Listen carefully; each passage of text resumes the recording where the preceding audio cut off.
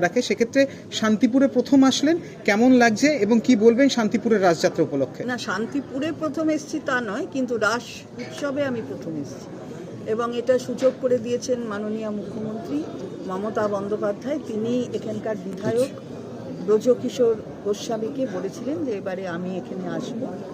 কিন্তু আমার একটা অন্যরকম অনুভূতি শান্তিপুরে এসে হলো যে শ্রীকৃষ্ণের লীলা, এই লীলা হচ্ছে ভালোবাসার কথা বলে, এই লীলায় প্রেমের কথা বলে, এই লীলায় কোনো ক্ষোভ, কোনো ক্রোধ এই সবকে গুরুত্ব দেয় না, এটা ভালোবাসার রাস্তাকে প্রশস্ত করে।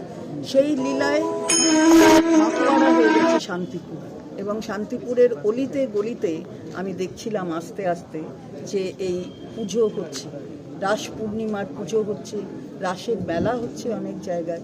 তো এই রাস উৎসব সত্যি করেই এমন একটা উৎসবে পরিণত হয়েছে যে আলোকে উজ্জ্বল হয়ে উঠেছে শান্তিপুর।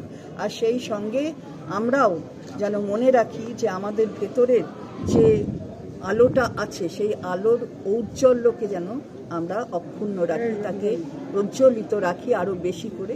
এটা আমাদের নিজেদের সচেতন করবারও সময়।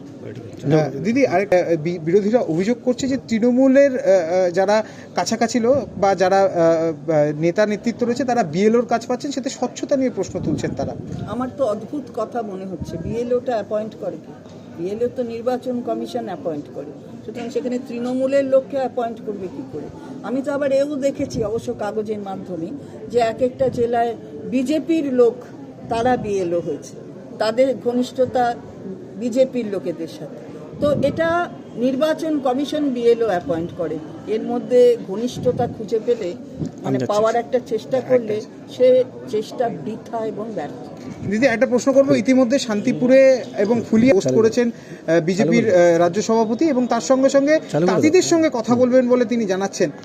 আপনিও তো আমাদের রাজ্যের অর্থমন্ত্রী হিসেবে রয়েছেন, সেক্ষেত্রে কি মনে করছেন একজন কেন্দ্রীয় হঠাৎ কেন্দ্রীয় অর্থমন্ত্রী, তাকে সম্মান জানিয়ে বলছি তিনি যেখানে খুশি যেতে পারেন, কিন্তু এখানে হঠাৎ তাঁতিদের কথা নির্বাচনের আগে মনে পড়লো, সেটাই একটু কোথায় যেন ব্যথা দিচ্ছে।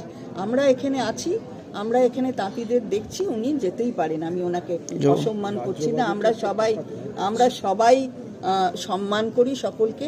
আমরা ভারতীয় জনতা পার্টির মতন অন্য লোক কিংবা অন্য মন্ত্রীদের আমরা অসম্মান করি না, কারণ আমরা বলি না ওয়ান নেশন ওয়ান পার্টি, আমরা বলি বহু দলীয়তন্ত্র আমাদের সংবিধানে, আমরা গণতান্ত্রিক পদ্ধতিতে মানুষের আস্থা নিয়ে ক্ষমতায় আসবো, এটা হচ্ছে আমাদের লোক। দিদি, আজকে তাইরপুরে সুকান্ত একটু তর্কের খাতিরে কিছু ভাবেন তাহলে মনে হয় যে ব্যাপারটা খুব পরিষ্কার হবে।